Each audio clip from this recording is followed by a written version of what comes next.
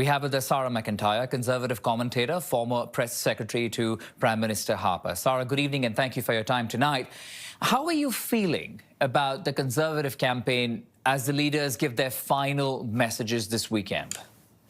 Yeah, I'm feeling really good. I mean, I think the high turnout in the advanced polls is a good sign for the Conservatives. The polls have tightened up, but as a good campaigner always says, the only poll that matters is on election day. Yeah. And both parties, all parties are really focusing on get the vote out.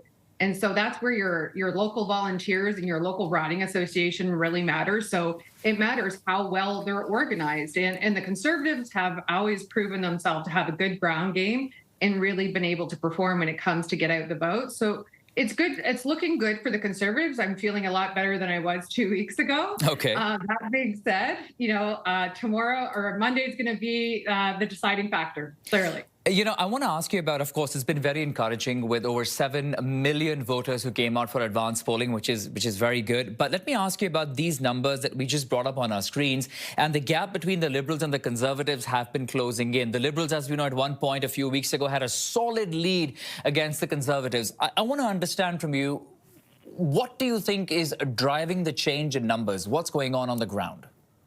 Well, I think there's a few things. There's air message and ground message. And then there's the Trump factor, of course.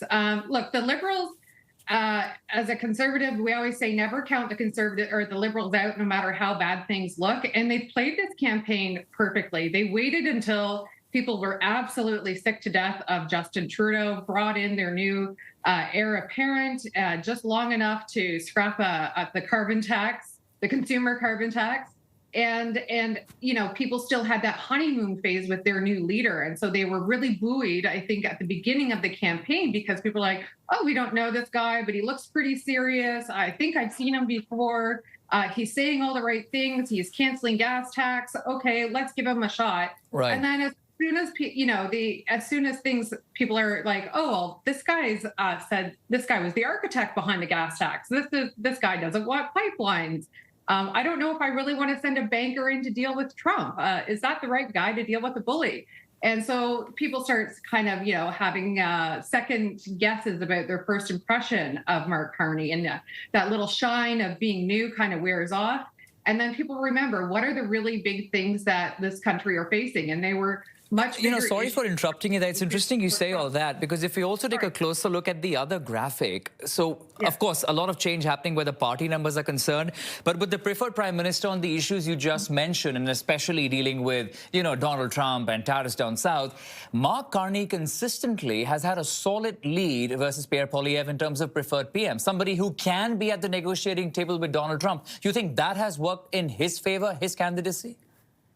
Oh, 100%, actually. And I also think that, there's a lot of people that like to say that they will be behind Mark Carney, but I don't know if they're going to show up to the polls and if they're going to mark that X. And polling is kind of a funny beast. We've learned this many times, not to always trust the polls. They can be wrong. Yeah. I think that those that are polled are generally tend to vote left of center anyway. So it's kind of a biased pool to start from. That being said, yeah, it's a big spread on preferred prime minister. And I think a lot of that has to do with the newness of Mark Carney and also that he's a bit boring, and people kind of want calm and they want boring. And so he looks a little stable and boring, almost Harper-esque from, my old boss. I wish I had the other side. I wish I had the other side to sort of, push back a little bit on whatever you're saying, but we don't. But I want to ask you about something else.